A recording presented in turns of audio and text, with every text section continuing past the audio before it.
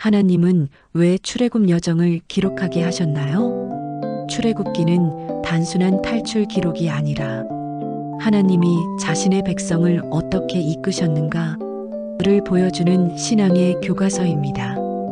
하나님은 모세에게 광야의 모든 여정을 기록하게 하셨습니다. 왜일까요? 그 길이 바로 믿음이 만들어지는 길이었기 때문입니다. 홍해 만나, 반석의 물, 구름 기둥과 불 기둥. 이 모든 장면은 이스라엘의 위대함이 아니라 하나님의 성품을 가르칩니다. 하나님은 인도하시는 분, 공급하시는 분, 보호하시는 분, 그리고 용서하시는 분이십니다. 출애굽의 기록은 하나님이 어떤 분인지 세대마다 잊지 않도록 남겨진 하나님의 자기 계시입니다. 출애굽기에는 놀라운 기적만 있는 것이 아닙니다. 끊임없는 불평, 배신, 두려움, 불순종이 반복됩니다. 하나님은 인간의 연약함을 기록에서 숨기지 않으셨습니다. 왜냐하면 그 실패 속에서 하나님의 은혜가 얼마나 큰지 더 깊게 드러나기 때문입니다. 광야의 기록은 인간이 얼마나 부서지기 쉬운 존재인지, 그럼에도 하나님이 어떻게 다시 세우시는지를 보여줍니다. 하나님은 모세에게 말씀하셨습니다. 너의 자녀와 자손에게 이 일을 기억하게 하라. 출애굽기는 다음 세대가 두려움에 무너지지 않도록, 시험이 와도 하나님을 신뢰하도록 믿음의 기준을 세우기 위해 기록되었습니다. 역사는 단순한 기록이 아니라 믿음을 지키는 방패였습니다. 이스라엘의 광야는 우리의 신앙 여정을 상징합니다. 우리는 홍해 같은 절망도 만나고 만나 같은 은혜도 경험하며 금송아지 같은 실수도 되풀이합니다. 출애굽의 기록은 이스라엘의 이야기이면서 동시에 모든 믿는 자들의 이야기입니다. 광야의 하나님이 오늘도 우리의 하나님이심을 말해줍니다.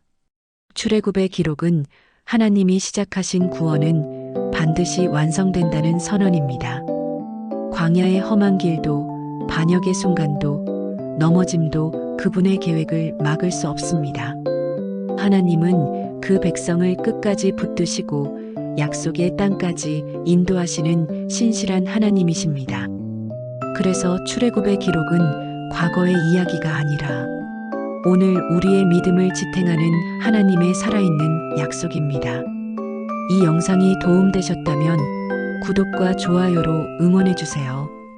출애굽 당시 10가지 재앙은 실제로 일어난 일인가? 고대 애굽, 세계 문명을 주도하던 강력한 제국. 하지만 그 영광 뒤에는 히브리 노예들의 신음이 숨겨져 있었습니다. 하나님은 그 울부짖음을 들으시고 모세를 불러 애굽으로 보내셨습니다. 그때 일어난 것이 바로 10가지 재앙이었습니다. 많은 사람이 묻습니다. 재앙이 실제로 있었던 사건인가? 아니면 종교적인 상징인가? 성경 중심 신학은 10가지 재앙은 실제 역사 속에서 일어난 사건이며 기적적이며 초자연적인 하나님의 역사라고 믿습니다. 흥미로운 점은 많은 재앙들이 실제 애굽 생태계와 연결되어 있다는 것입니다. 강이 피처럼 변함, 개구리 떼의 급증, 이와 파리의 창궐, 전염성 질병, 우박과 불, 흑암, 장자의 죽음까지. 이 모든 흐름은 나일강의 붕괴에서 생태계 연쇄 붕괴까지라는 구조를 가지고 있습니다. 그러나 여기서 중요한 것은 이 재앙들은 자연적 재난이 아니라 하나님이 정확한 타이밍에 일으키신 초자연적 심판이라는 점입니다. 고대 이집트 문서 이푸베르 파피루스에는 이런 문장이 적혀 있습니다. 강은 피가 되었고 사람이 마실 물이 없다. 땅이 황폐해졌다. 성경의 기록과 놀랄 정도로 비슷합니다. 고고학은 재앙이 실제 역사 속 사건이었음을 여러 지역의 기록을 통해 지지합니다. 10가지 재앙의 목적은 애굽을 무너뜨리는 것이 아니라 하나님을 대적한 파라오의 완악함을 드러내고 온 세상에 하나님의 능력을 알리는 것이었습니다. 하나님은 파라오에게 반복해서 기회를 주셨고 그가 마음을 강팍하게 하자 재앙은 점점 강해졌습니다. 모든 재앙은 경고와 구원의 초대였습니다. 마지막 재앙 후 이스라엘은 해방되었고 홍해가 갈라지는 전무후무한 기적이 일어났습니다. 이 모든 과정은 단순한 자연 현상으로는 설명될 수 없는 하나님의 초자연적 인도였습니다. 10가지 재앙은 역사와 기적이 만나는 자리였습니다. 출애굽의 10가지 재앙은 신화가 아니라 실제 역사 속에서 일어난 하나님의 강력한 심판이자 구원의 사건입니다. 이 영상이 도움되었다면 구독과 좋아요로 응원해주세요. 하나님은 왜 바로의 마음을 강팍하게 하셨나요? 출애굽기에서 반복되는 표현, 하나님이 바로의 마음을 강팍하게 하셨다. 이 말은 많은 사람에게 의문을 던집니다. 바로가 선택할 기회를 빼앗으신 것인가? 그렇다면 하나님은 왜 바로를 심판하시는가? 하지만 본문을 깊이 들여다보면 하나님이 하신 일은 억압이 아니라 드러내심입니다. 출애굽기의 초기 장면에서 하나님이 바로의 마음을 강팍하게 하시기 전 성경은 여러 번 말합니다. 바로가 스스로 마음을 완강하게 하니, 즉 바로는 하나님이 개입하시기도 전에 이미 자신의 교만으로 하나님을 거절했습니다. 그는 스스로 자신의 마음을 돌처럼 만들었습니다. 히브리어 하자크는 억지로 마음을 조종한다는 의미가 아니라 이미 굳어진 마음을 그대로 두어 굳히는 것을 뜻합니다. 즉, 하나님이 바로의 마음을 강팍하게 하셨다는 말은 바로의 악한 선택을 그대로 노출시키고 강화시키셨다는 의미입니다. 하나님은 억지로 악을 넣으신 것이 아니라 그가 이미 가진 교만이 완전히 드러나도록 허락하신 것입니다. 하나님은 왜 그의 반항을 그냥 멈추게 하지 않으셨을까요?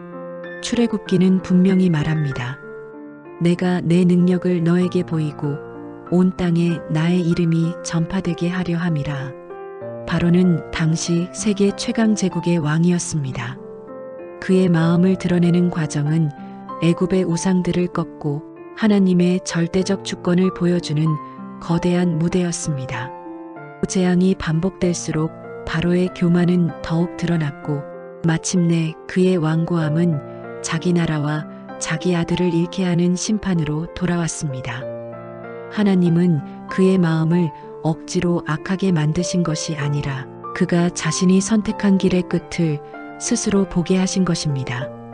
하나님은 사람의 마음을 억지로 악하게 만드시지 않습니다. 오히려 그 마음의 실체를 역사 속에서 드러나게 하시고 그 과정을 통해 하나님의 구원과 주권을 더욱 선명하게 보여주십니다. 바로는 교만으로 마음을 닫았고 하나님은 그 닫힌 마음을 심판과 구원의 무대로 사용하셨습니다. 이 이야기는 우리에게 말합니다. 하나님 앞에서 마음이 강팍해지는 순간 그 끝은 결국 스스로의 파멸이다. 이 영상이 도움되셨다면 구독과 좋아요로 응원해주세요. 출애굽한 이스라엘은 정말 200만 명 정도 되었나요? 출애굽기와 민수기는 출애굽한 이스라엘 남자 성인만 60만 명이라고 기록합니다. 여기에 여성과 어린이를 포함하면 총 인구는 약 200만 명 이상이었을 것으로 추정됩니다. 그러나 많은 사람들은 묻습니다. 고대에서 200만 명이 한꺼번에 이동하는 것이 정말 가능했을까?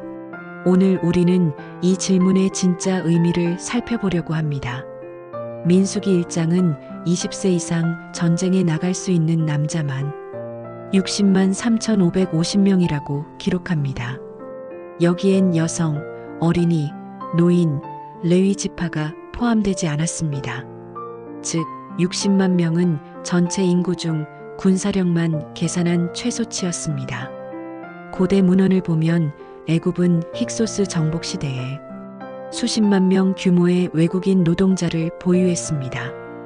이스라엘은 바로 이 노동계층에서 수백 년간 번성해 온 민족입니다. 게다가 성경은 그들이 생육하고 번성하여 강한 민족이 되었다고 반복해서 강조합니다. 즉, 200만 명 규모는 충분히 가능했습니다. 현대인의 눈에는 200만 명이 광야를 이동하는 모습이 불가능해 보일 수 있습니다. 하지만 성경은 이스라엘이 스스로 광야에서 생존한 것이 아니라 초자연적 보호 아래 이동했다고 기록합니다. 구름 기둥과 불 기둥이 길을 안내했고 만나와 메추라기로 식량이 공급되었으며 반석에서 물이 나왔고 신발과 옷이 헤어지지 않았습니다. 즉, 자연적 이동이 아니라 하나님이 주도한 이동이었습니다. 일부 학자들은 천을 의미하는 히브리어 에레프가 군대 단위를 의미한다고 주장하며 실제 인구는 200만이 아니라 약 20만 정도라고 해석하기도 합니다. 그러나 이 주장은 성경 전체의 문맥, 민수기 인구조사, 지파별 상세 숫자와는 조화를 이루지 못합니다. 성경은 단순 상징이 아니라 실제 숫자를 기록하고 있는 것으로 보입니다. 출애굽한 백성이 200만이었든 180만이었든 혹은 조금 더 많았든 중요한 핵심은 하나님이 한 민족 전체를 노예에서 해방시켜 약속의 땅으로 인도하셨다는 사실입니다. 출애굽의 숫자는 과장이 아니라 하나님 구원의 스케일을 보여줍니다. 이 영상이 도움되었다면 구독과 좋아요로 응원해주세요. 하나님은 왜 애굽의 모든 장자를 죽이셨나요? 출애굽기에서 가장 이해하기 어려운 장면 중 하나입니다. 애굽의 모든 장자를 치셨다. 사람들은 말합니다. 무슨 죄가 있다고 아이들까지 죽이시는가? 정말 하나님은 무고한 사람을 잔혹하게 심판하신 것일까요? 고대 사회에서 장자는 그 집안을 대표하는 존재였습니다. 장자의 죽음은 가정 하나가 아니라 국가 전체의 죄에 대한 심판을 상징했습니다. 애굽은 수백 년 동안 이스라엘을 노예로 부리고 아이들을 강물에 던져 죽이는 잔혹함을 저질렀습니다. 멸까지 재앙은 단순한 벌이 아니라 하나님의 경고와 자비였습니다. 9번의 기회가 주어졌고 모든 재앙은 생명까지는 치지 않는 경고였습니다. 그러나 바로는 마음을 닫고 하나님의 경고 앞에서 더욱 교만해졌습니다. 하나님은 애굽 사람들에게도 피를 바르면 살 수 있는 길을 주셨습니다. 언약 백성만이 아니라 애굽 사람도 원한다면 구원받을 수 있었습니다. 어린 양의 피 아래 들어온 자는 민족과 신분에 상관없이 모두 생명을 얻었습니다. 애굽의 장자는 왕권과 종교 체계를 상징했습니다. 하나님은 단순히 아이들을 친 것이 아니라 억압과 폭력으로 세워진 제국 전체의 심장을 치신 것입니다. 이스라엘을 죽이던 칼은 이제 애굽 자신을 향했습니다. 애굽 장자의 죽음은 감정적 분노의 결과가 아니라 오랜 악에 대한 하나님의 최후의 심판이었습니다. 하나님은 경고하셨고 기회를 주셨고 구원의 길도 열어두셨습니다. 그러나 바로는 끝까지 하나님을 거부했습니다. 장자의 죽음은 억압의 시대가 끝나고 하나님의 구원이 시작되었음을 알리는 엄숙한 종말선언이었습니다. 이 영상이 도움되셨다면 구독과 좋아요로 응원해주세요. 사랑의 하나님은 왜 애굽 군대를 몰살시키셨는가? 이스라엘 백성들이 애굽을 떠났을 때 그들의 앞은 깊고 넓은 홍해, 뒤는 무시무시한 파라오의 정예 군대가 막고 있었습니다. 도망갈 길은 보이지 않았고 죽음은 눈앞에 다가와 있었습니다. 그때 하나님은 모세에게 말씀하셨습니다. 바다를 향해 손을 내밀라. 모세가 손을 내밀자 바다가 둘로 나뉘고 그 가운데 길이 생겼습니다. 이스라엘은 마른 땅을 건너갔습니다. 이것은 자연현상이 아닌 하나님의 초자연적 구원이었습니다.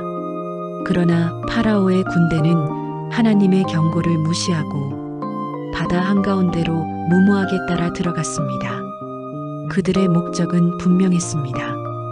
이스라엘을 다시 노예로 만들고 하나님의 구원 계획을 막는 것이었습니다. 하나님은 악을 그냥 두시는 분이 아닙니다.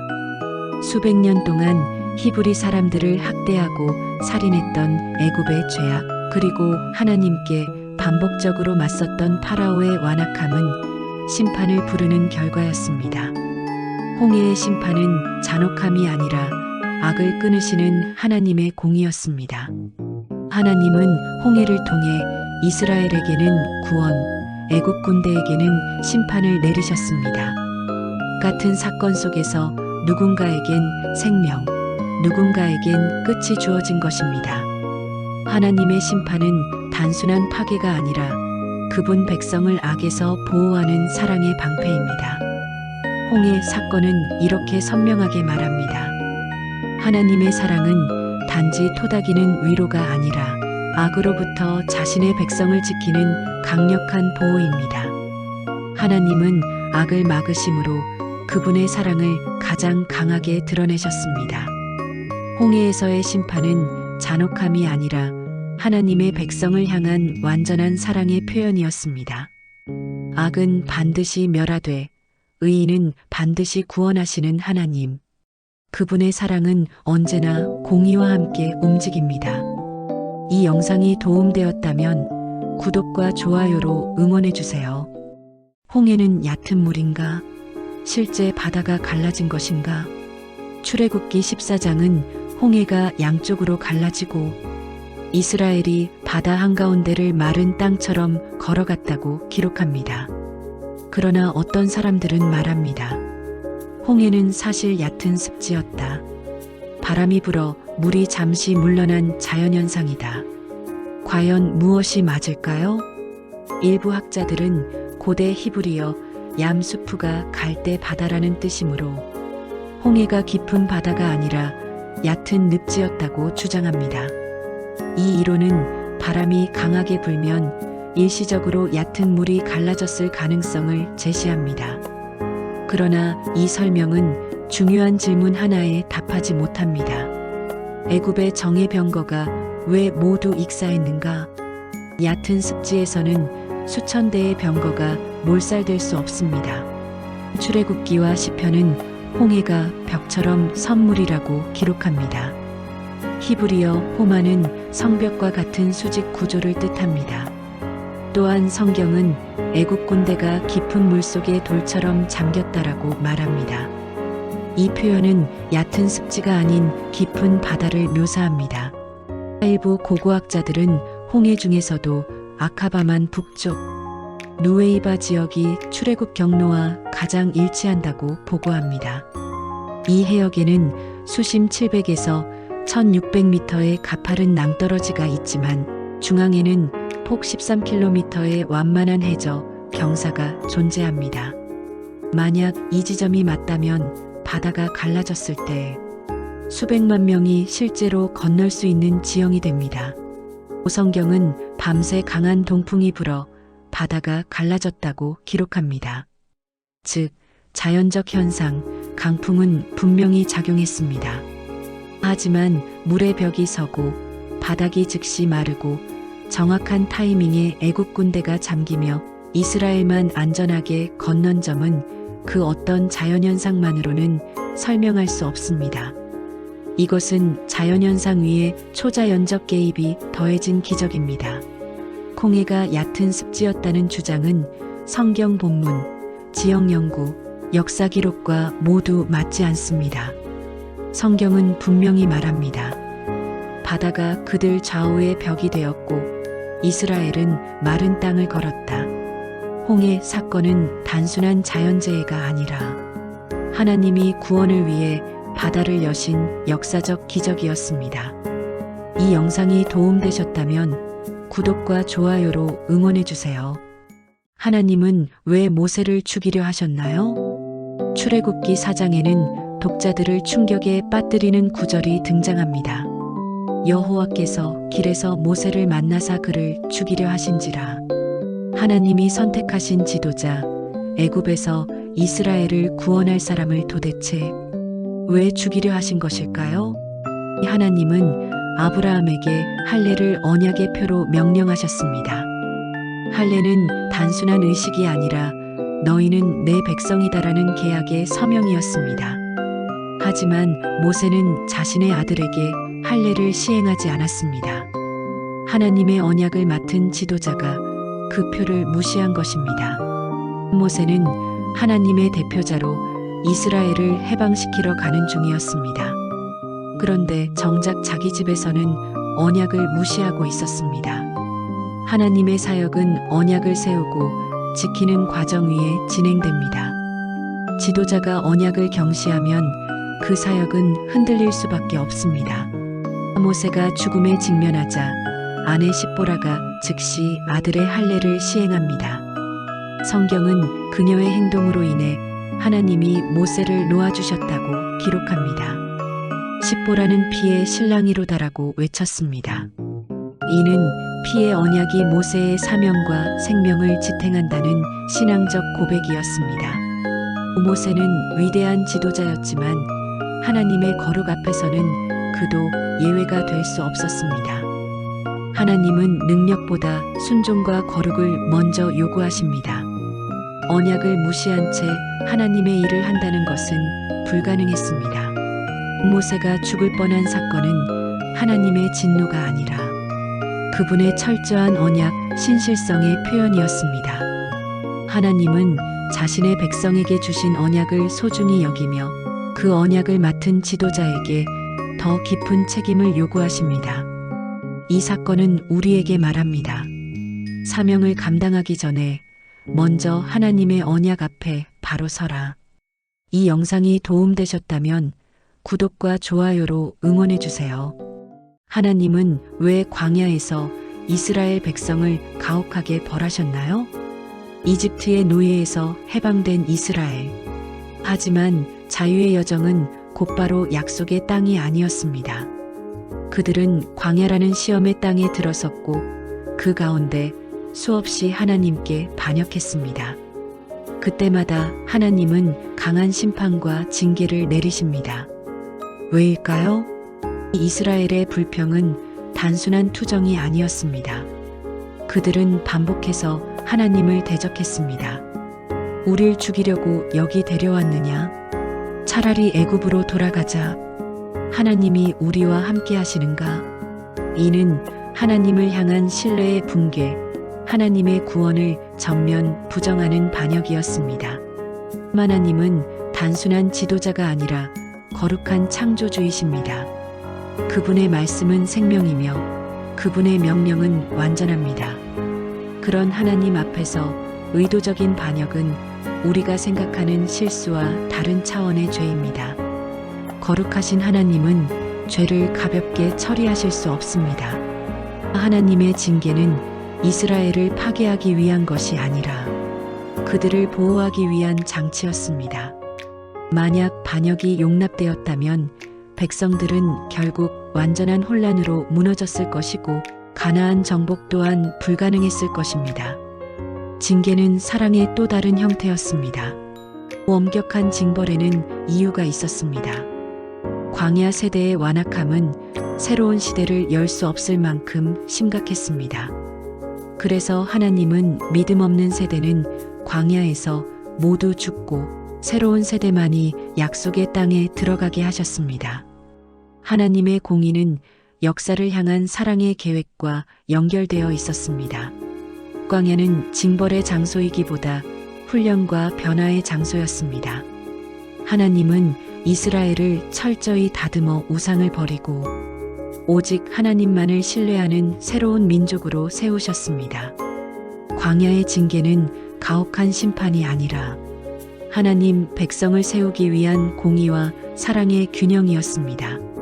하나님은 반역을 그냥 두지 않으시고 그 징계를 통해 백성을 더 안전한 길, 더 선한 길로 이끄셨습니다. 이 영상이 도움되었다면 구독과 좋아요로 응원해주세요. 만나와 메추라기는 실제로 존재했나요? 출애굽한 이스라엘이 광야를 걸을 때 그들에게 가장 절실했던 것은 물과 음식이었습니다. 인간의 생존이 불가능해 보이는 그 땅에서 하늘에서 내려온 양식, 만나와 메추라기가 기록됩니다. 많은 분들이 묻습니다. 과연 실제 사건일까? 아니면 상징적인 이야기일까? 오늘 우리는 이 기적의 실체를 추적해 보려 합니다.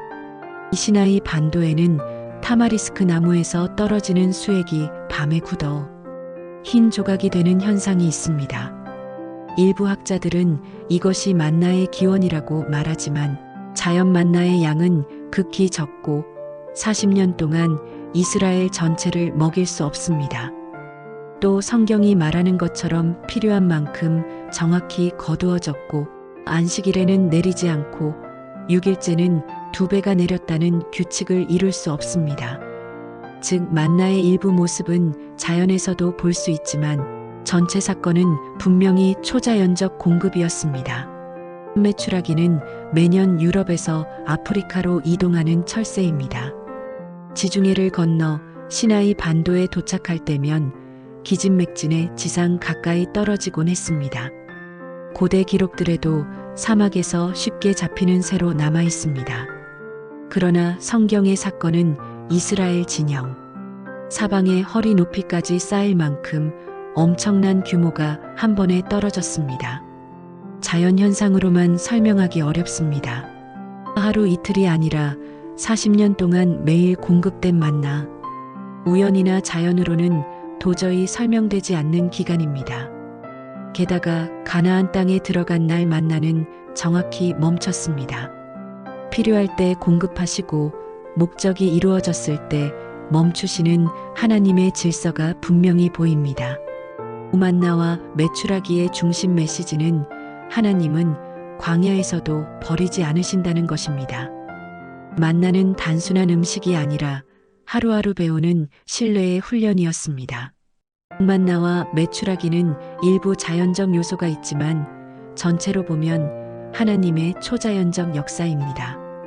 하나님은 물도 없는 사막에서 하루하루 필요한 것을 채우셨고 그 은혜는 오늘 우리 삶에서도 여전히 이어지고 있습니다. 부족한 자리에서도 하나님은 길을 만드시고 우리의 일용할 양식을 공급하십니다. 이 영상이 도움되셨다면 구독과 좋아요로 응원해주세요. 가나안 정복 전쟁의 원주민 학살은 정당한가요? 이스라엘 백성이 광야를 지나 약속의 땅 가나안으로 들어갈 때 성경은 하나님께서 가나안 민족들을 진멸하라 명령하셨다고 기록합니다. 많은 사람이 이 대목에서 충격을 받습니다. 하나님이 정말 이런 명령을 하셨을까? 가나안의 문화는 우리가 상상하는 수준의 다른 문화가 아니라 극도로 타락하고 악한 사회였습니다. 어린아이를 불에 던져 제물로 바치고 성적 타락이 종교의식이었으며 폭력과 살인이 우상이 된 사회였습니다. 이 민족은 수백 년 동안 하나님께 회개할 기회를 주었음에도 완전히 악에 잠식되어 있었습니다. 하나님은 이들을 즉시 심판하지 않으셨습니다. 아브라함 시대부터 약 400년 동안 그들의 죄악이 회개되기를 기다리셨습니다. 장 1516. 그러나 그들의 죄는 계속해서 쌓여 마침내 심판의 때가 도래했습니다. 가나안 전쟁은 갑작스러운 침략이 아니라 하나님이 죄악을 심판하시는 공의의 행위였습니다. 이스라엘은 가나안 땅을 정복하기 위해 스스로 일어난 것이 아니라 하나님의 심판을 집행하는 도구였습니다. 그들은 개인적 야망이나 탐욕으로 싸운 것이 아니라 하나님의 명령 아래 움직인 것입니다. 심판의 대상은 모든 민족이 아니라 특정한 죄악에 깊이 빠진 민족만이었습니다. 놀라운 사실은 심판 속에서도 회개하는 자는 누구나 구원받았다는 것입니다. 여리고의 라합은 이방 여인이었지만 하나님을 믿음으로 생명을 얻었고 심지어 예수님의 족보에 들어가는 은혜를 받았습니다. 하나님은 심판 가운데서도 구원의 길을 열어두시는 분입니다. 가나안 전쟁은 단순한 학살이 아니라 죄악을 심판하시고 백성을 보호하시려는 하나님의 완전한 공의였습니다. 그리고 그 목표는 폭력이 아니라 거룩한 나라, 하나님 백성으로 세우는 것이었습니다. 가나안 정복은 잔혹한 전쟁이 아니라 하나님의 공의가 역사 속에서 이루어진 사건이며 그 안에서도 회개하는 자에게는 언제나 열린 구원의 은혜가 있었습니다. 이 영상이 도움되었다면 구독과 좋아요로 응원해 주세요. 하나님은 왜 십계명 돌판이 깨지게 하셨나요? 하나님이 직접 새기신 십계명 돌판, 언약의 핵심, 하나님의 손길이 담긴 증거. 그런데 모세는 산에서 내려오자마자 그 귀한 돌판을 산 아래에 던져 산산이 깨뜨립니다. 이 돌판 파괴는 단순한 분노의 표출이 아니라 하나님이 의도하신 언약적 메시지였습니다. 이 돌판은 하나님과 이스라엘의 언약 계약서였습니다.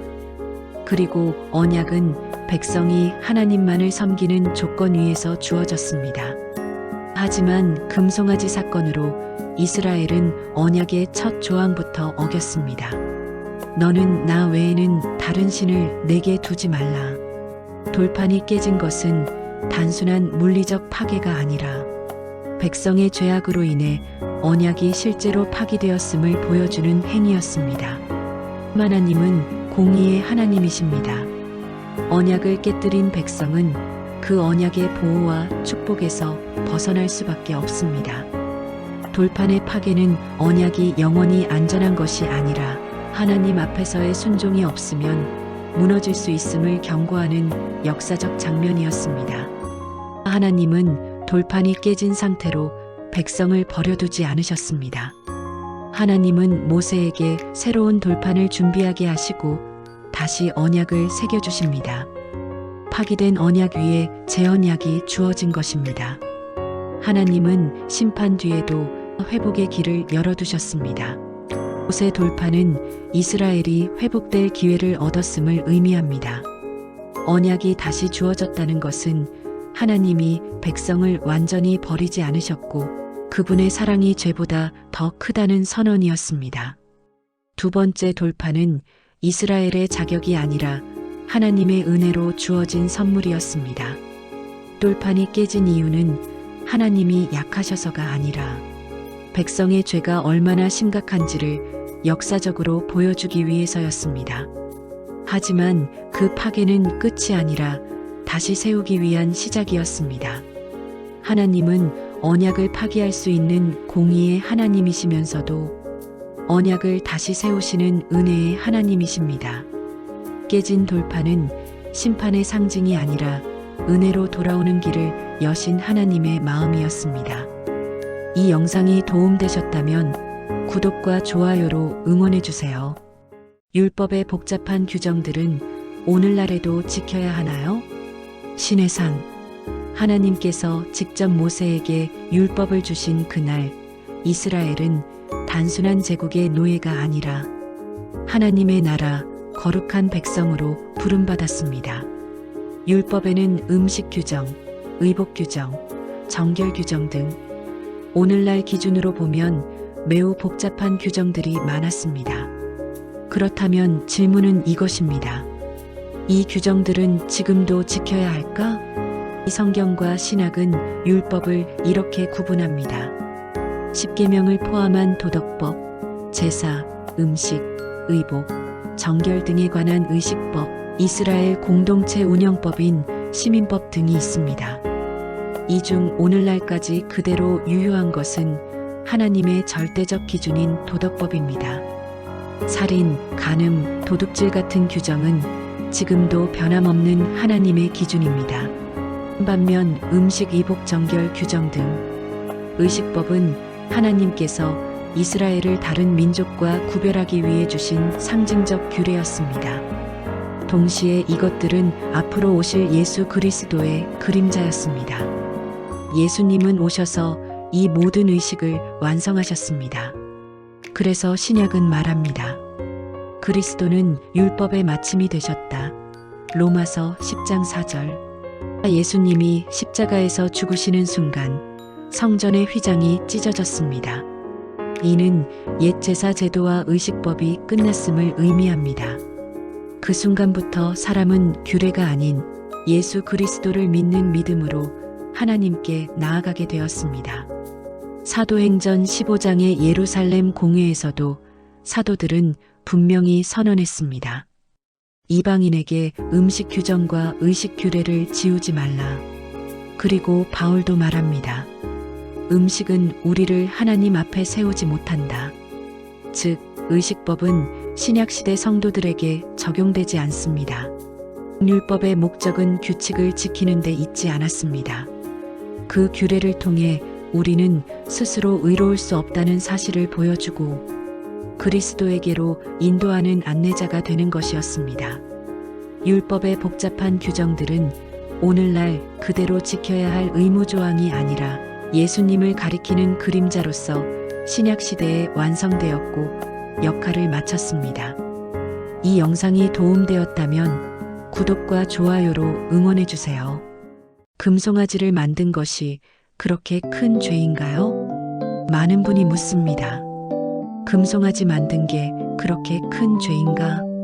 그냥 우상 하나 만든 것 아닌가?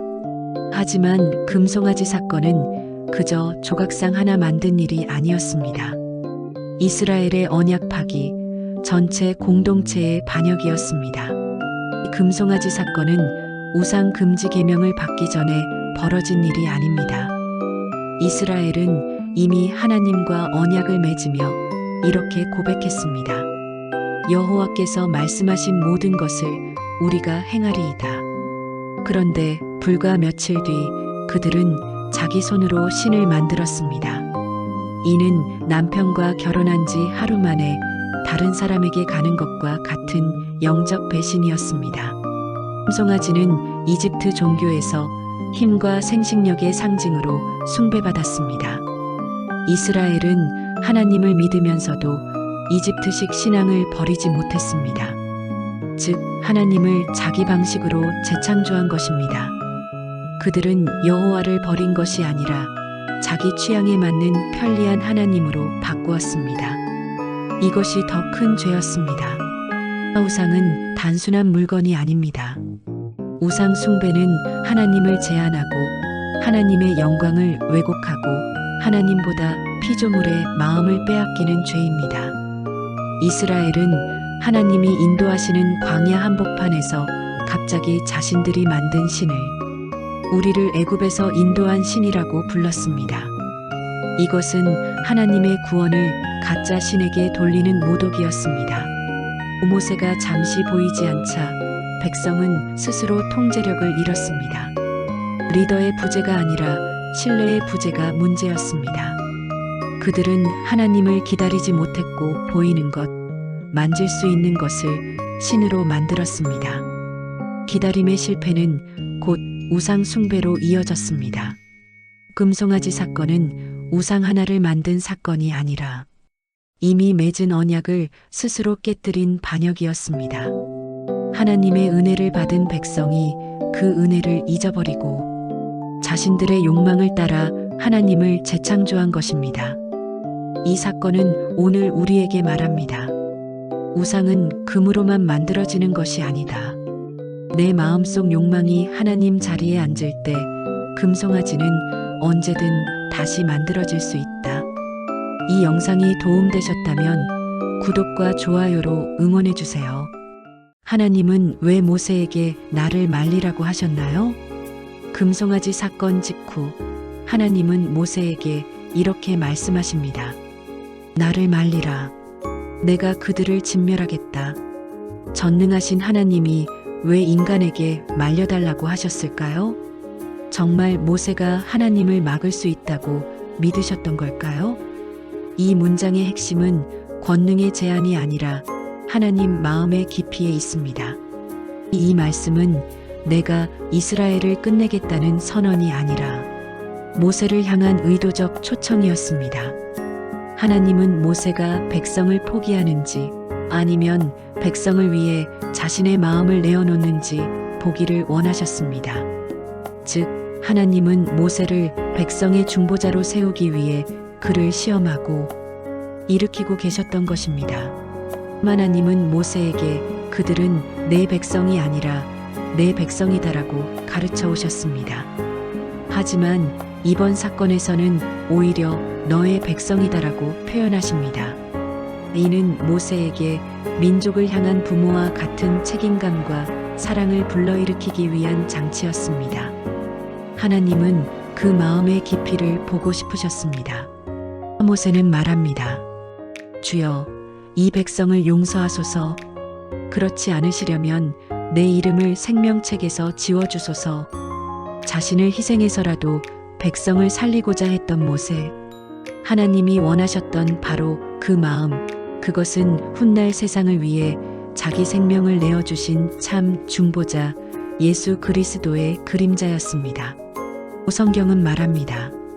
여호와께서 뜻을 돌이키사 재앙을 내리지 아니하셨다. 이 장면은 하나님이 진멸을 원하신 것이 아니라 중보자의 등장을 기다리고 계셨음을 보여줍니다. 하나님은 한 지도자가 백성을 위해 자기 마음을 내어놓을 때 역사를 새롭게 쓰십니다. 나를 말리라는 말씀은 하나님이 약하셔서 멈출 수 없다는 뜻이 아닙니다. 그분은 이미 멈출 마음을 가지고 계셨습니다. 하나님은 모세가 백성을 위해 울고 기도하며 지도자로 서기를 바라셨습니다. 오늘 우리에게도 동일합니다. 하나님은 우리의 기도를 통해 역사를 움직이도록 우리를 부르십니다. 기도는 무언가를 강제로 바꾸는 행위가 아니라 하나님의 마음에 참여하는 영광스러운 초청입니다. 이 영상이 도움되셨다면 구독과 좋아요로 응원해주세요.